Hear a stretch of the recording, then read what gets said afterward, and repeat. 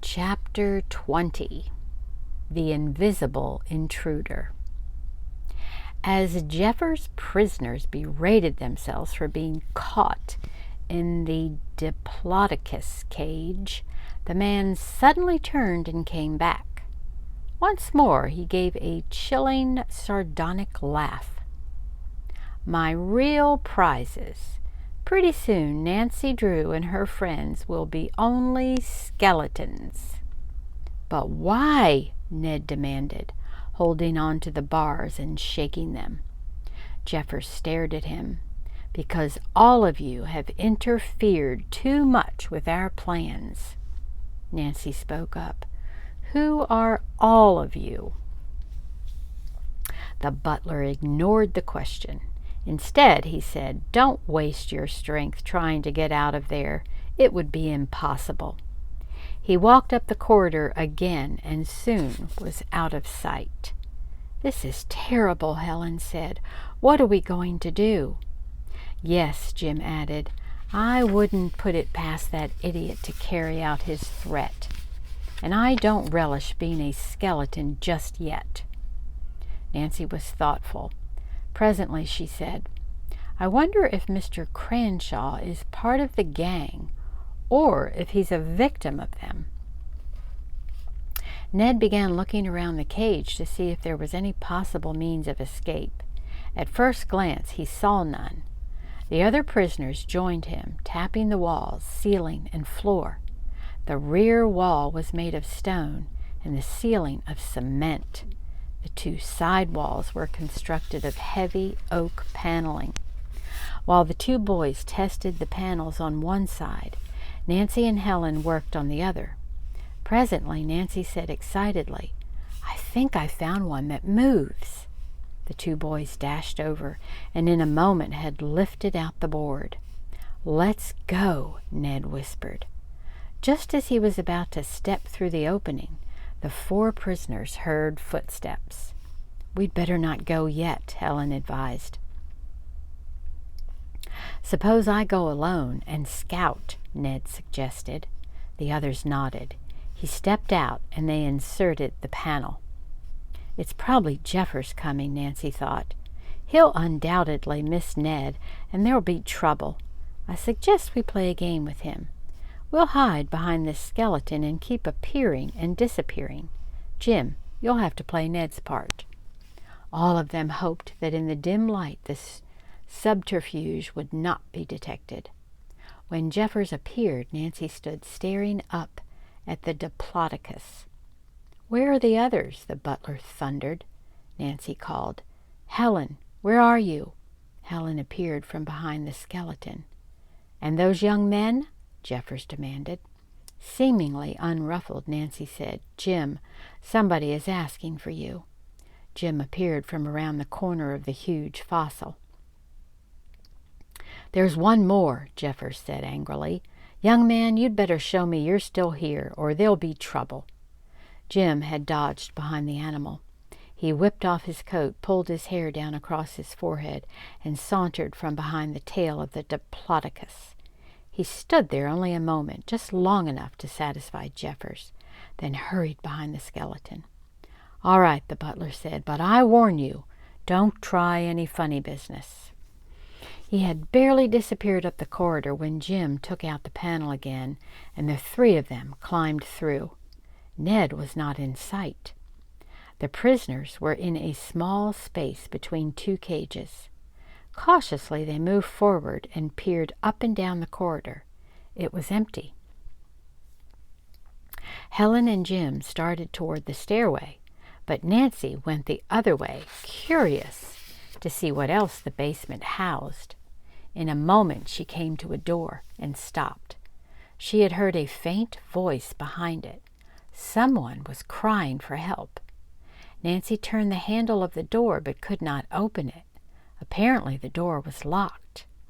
In a loud whisper she called through the crack. Who's there?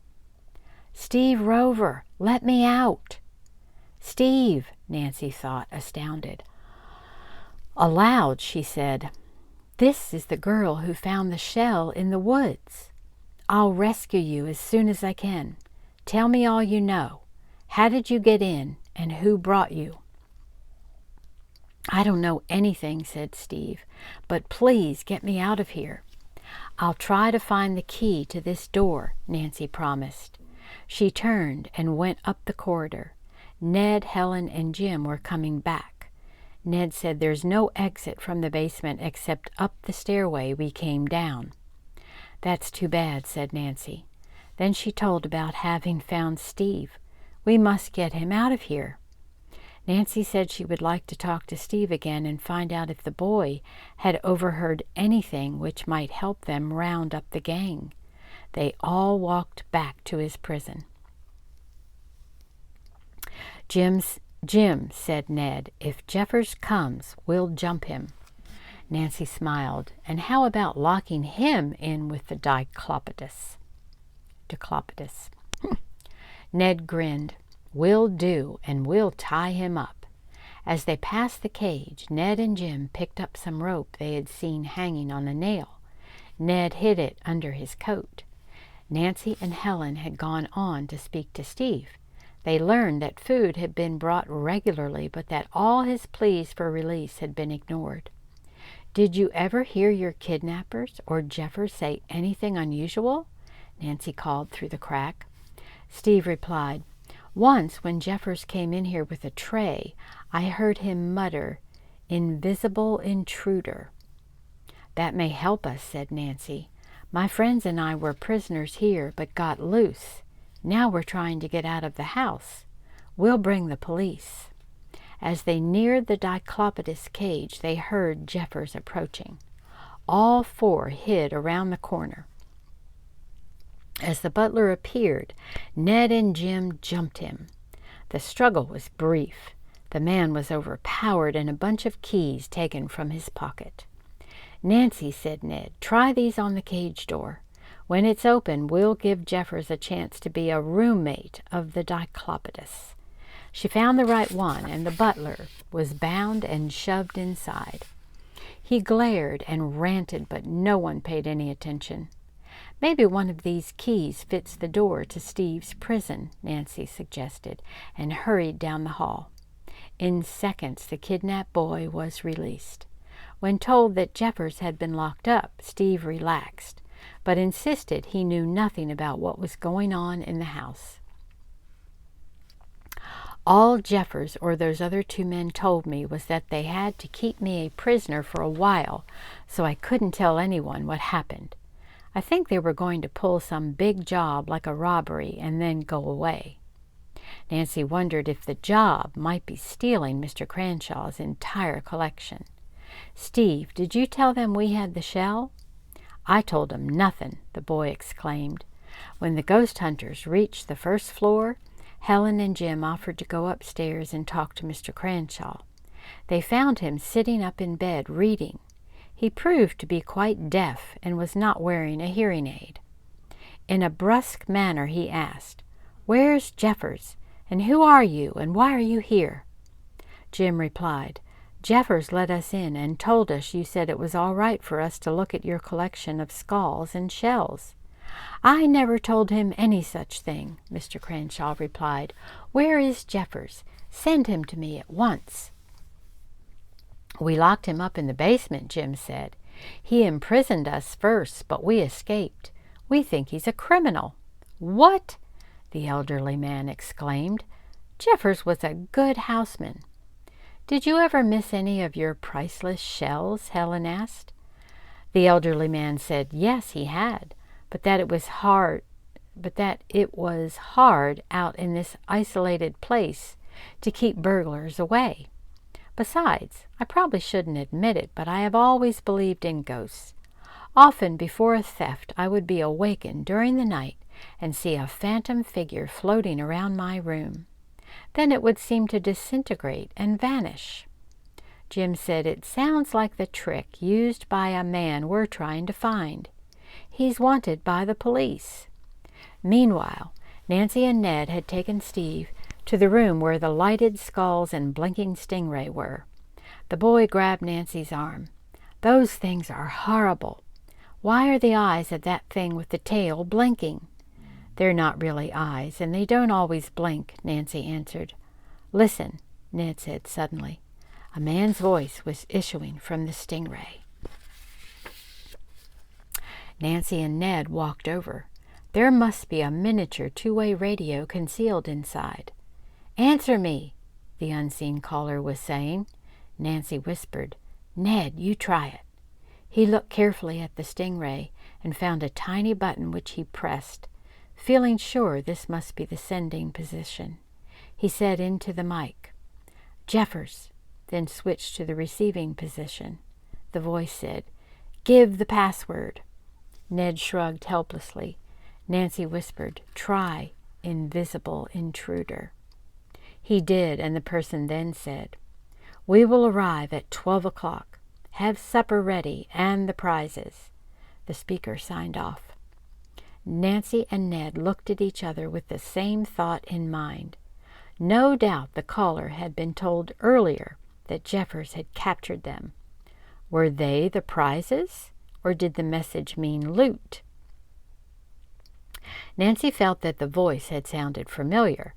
Could it have been Wilbur Prizer or his father? We must notify the police at once, she told Ned. They called headquarters and were told that several officers would be dispatched to the mansion at once.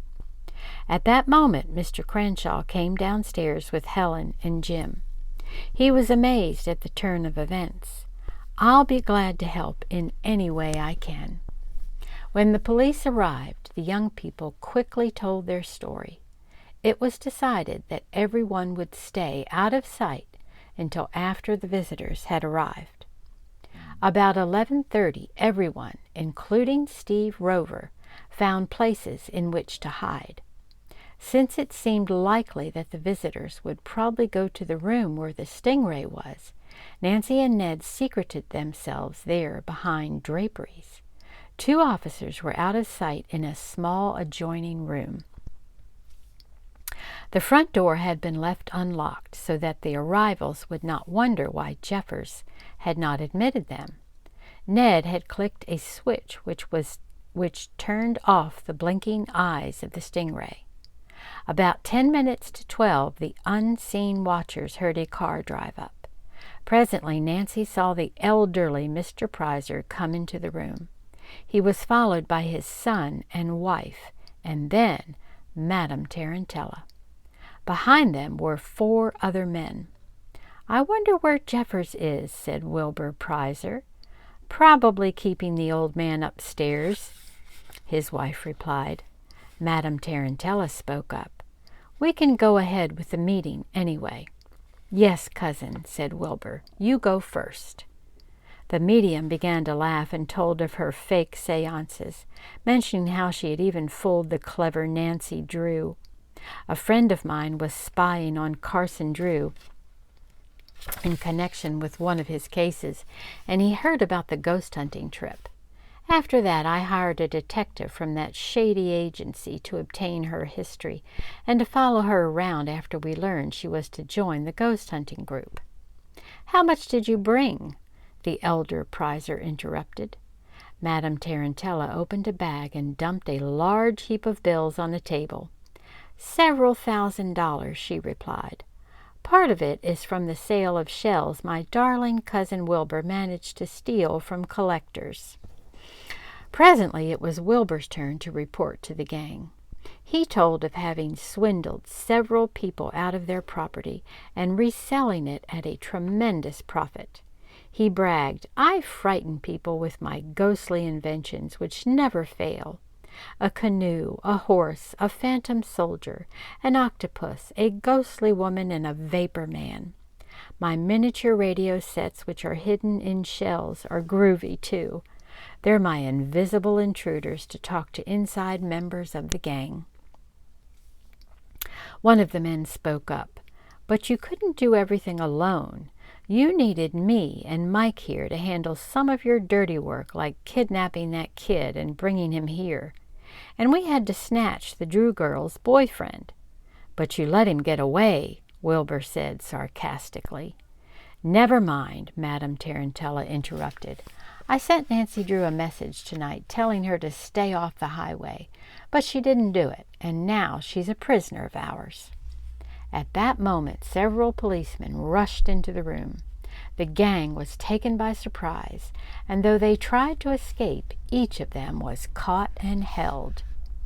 "You have nothing on us," Wilbur Prizer cried out. "We have everything on tape," one of the officers told him. "Besides, we have several witnesses here to testify against you."